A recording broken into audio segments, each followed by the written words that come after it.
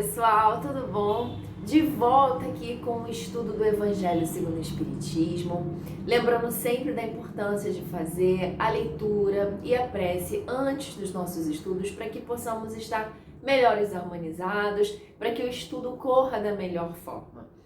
E hoje foi muito engraçado porque no estudo passado a gente estava falando da desgraça real, de como é importante termos essa visão do que é a realidade espiritual, da nossa verdadeira pátria, de como que nós nos comportamos após o desencarne. E eu falei que eu não ia citar nenhum livro em especial, mas que vários livros da coleção do André Luiz falam sobre isso, né? Falam sobre essas questões, como que o espírito vai se comportar após o desencarne. E no dia seguinte que eu gravei o estudo, eu continuei a leitura do livro Obreiros da Vida Eterna, que é um dos livros, né, que eu tinha até dado como exemplo. E eu passei por umas frases que eu destaquei e falei, eu vou gravar um vídeo sobre isso em complemento ao estudo da semana passada. O primeiro tópico que eu separei para falar com vocês é justamente sobre isso, a realidade dos desencarnados. Então aqui, pessoal, eu tô com esse livro aqui, ó, com essa capa, tá? Mas existem outras edições. Eu vou deixar na descrição do vídeo qual é o parágrafo e qual é o capítulo, né? Porque às vezes não adianta eu deixar a página, porque a sua edição, a edição que você vai buscar no livro digital, pode ser diferente da que eu tenho, tá? Então eu vou ler aqui, a gente vai explicando um pouquinho, mas se você quiser consultar, depois você olha aí na descrição que eu vou deixar direitinho. Então, no meu livro, essa parte que fala da realidade dos desencarnados tá na página 54. E aí, pessoal, só para vocês entenderem, esse livro ainda tô bem no inicinho, né? Mas ele começa com o André Luiz, ele tá sempre narrando esses livros e ele vai falar de uma situação que ele está passando, que ele vai participar, né, de mais um aprendizado ali junto ao instrutor, junto a outros amigos desencarnados. E isso que eu vou falar agora, eles estão num lugar chamado de casa transitória, né, onde eles recebem espíritos recém-desencarnados. E aí, num determinado momento, o Jerônimo, ele vem falando sobre como é prestar esse auxílio aos desencarnados e ele fala, não fossem esses pousos de amor, tornar-se-ia muito difícil o nosso trabalho.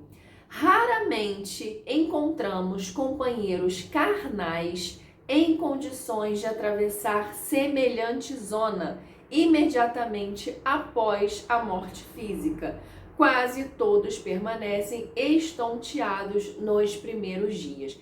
Esse tipo de informação que a gente lê faz com que a gente vá criando uma noção melhor do que acontece quando desencarnamos, né? Porque tem muita gente ainda, eu vou dormir para sempre, parece um sonho, o que vai acontecer? E através dessa explicação, a gente vai imaginando. No Livro dos Espíritos, se alguém quiser pesquisar, então tem essa explicação falando desse tempo do desenlace, né, que o espírito às vezes demora para perceber que desencarnou, demora para recuperar o seu equilíbrio. Então isso tudo vai variar de espírito para espírito, vai variar do apego, do conhecimento que ele tem em relação à matéria. E complementando isso tudo, a gente tem essa fala aqui do Jerônimo. Raramente encontramos companheiros carnais em condições de atravessar semelhante zona.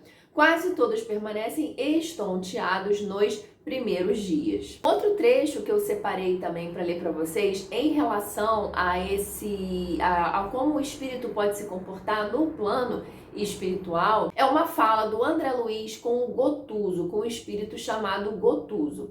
Então esse espírito ele tá passando ali por uma angústia, ele tá desencarnado já. Isso é legal também para trazer o esclarecimento dessa ideia de que quando a gente desencarna, acontece uma modificação e tudo de ruim de repente melhora, né? Então ele vem falando aqui, o Gotuso, ele é um espírito que passou também por uma situação, ele desencarnou e após o desencarne ele continuou observando, ele pôde observar a família dele, a família que ele deixou. Ele desencarnou, mas a esposa, os filhos continuaram vivos ali, continuando a sua vida.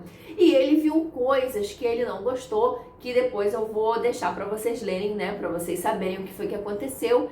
E ele não gostou, e ele conserva essa angústia ali mesmo depois de desencarnado.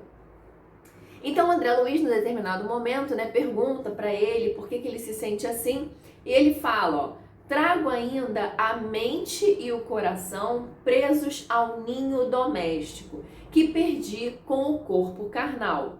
Readaptei-me ao trabalho e por isso venho sendo aproveitado de algum modo em atividades úteis. Entretanto, ainda não me habituei com a morte e sofro naturalmente os resultados dessa desarmonia. Encontro-me num curso adiantado de preparação interior, no qual progrido lentamente. Então, olha que interessante essa frase, gente. Eu não me adaptei ainda com a morte. Então, a gente está falando de uma pessoa que já morreu, mas que ela não se adaptou ainda com a morte. E claro que isso, como ele fala, gera uma desarmonia. Ele sofre os resultados dessa desarmonia.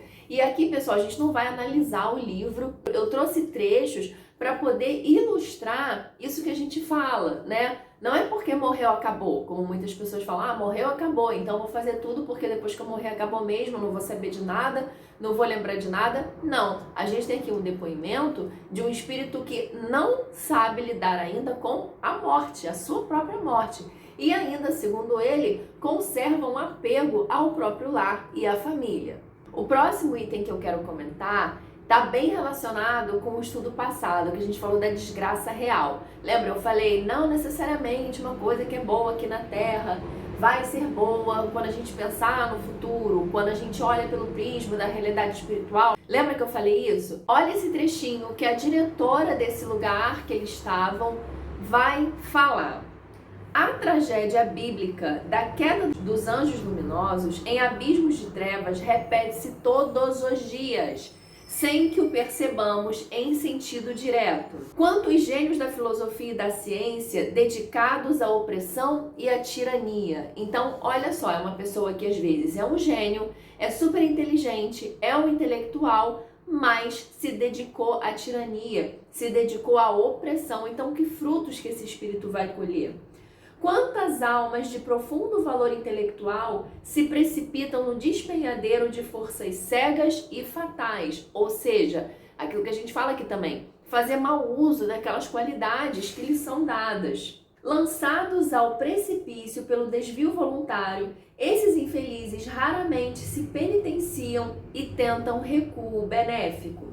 Na maioria das vezes, dentro da terrível insatisfação do egoísmo e na vaidade, insurgem-se contra o próprio Criador, aviltando-se na guerra prolongada às suas divinas obras. Então, esse é um outro trecho para ilustrar essa questão de que nem sempre aquela pessoa que a gente olha e até inveja, né? A gente fala assim, nossa, mas que pessoa inteligente, como fala bem, como se expressa bem. Eu queria ser aquela pessoa, mas não sabemos. Lembra da pergunta que eu falei? E a moral? Como está? É para isso que a gente precisa prestar atenção. Outro ponto que eu também trouxe para ilustrar é em relação ao suicídio, que infelizmente é algo que a gente ainda enfrenta muito hoje, muito em função da condição desse espírito de não saber o que lhe aguarda depois do desencarne, né? A pessoa olha para o suicídio, olha para o fim da vida como se fosse o fim dos problemas.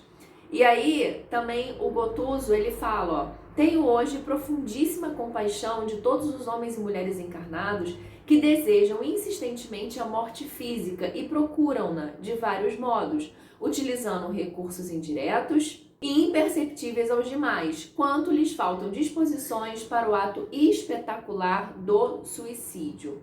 Aguardam-nos atividades e problemas tão complexos de trabalho que mais venturosa lhes seria a existência totalmente desprovida de encanto, com pesadas disciplinas a lhes inibirem as divagações. Outro item que eu separei também foi para falar em relação à ideia que muitos têm do descanso, né? Então, fulano morreu e descansou. É o descanso da vida eterna, ou a ideia do paraíso, né? Aquele jardim maravilhoso onde a gente vai ficar ali naquela rede descansando eternamente. Então, olha aqui, eles estavam conversando, né, sobre quem eram os coordenadores dessa instituição, e aí, num determinado momento, alguém fala, não, eles se alternam, eles trocam, porque um precisa descansar. E ele fala, ó, cada administrador recebe descanso de 1 ano Sim, o outro fala, aproveitando-se o período de repouso em esferas mais altas, ao contato de experiências e estudos que enriqueçam o espírito do missionário e beneficiem as obras gerais da instituição, com vistas ao futuro.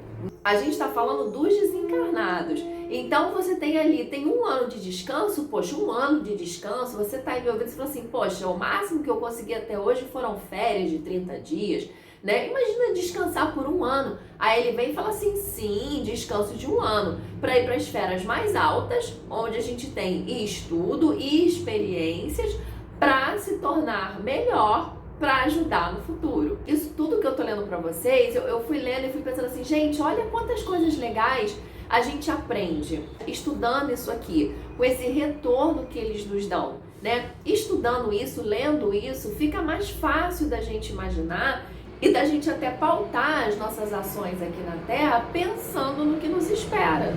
E aí, pessoal, para terminar, eu vou falar de um outro trechinho que agora tem a ver com o nosso esforço, né? O quanto que o nosso esforço, seja aqui na Terra, seja enquanto estivermos encarnados ou desencarnados, como que ele vai impactando no nosso futuro, né? Como a Joana fala, somos herdeiros de nós mesmos. Então, tudo aquilo que a gente está fazendo hoje, quem vai colher? Nós mesmos.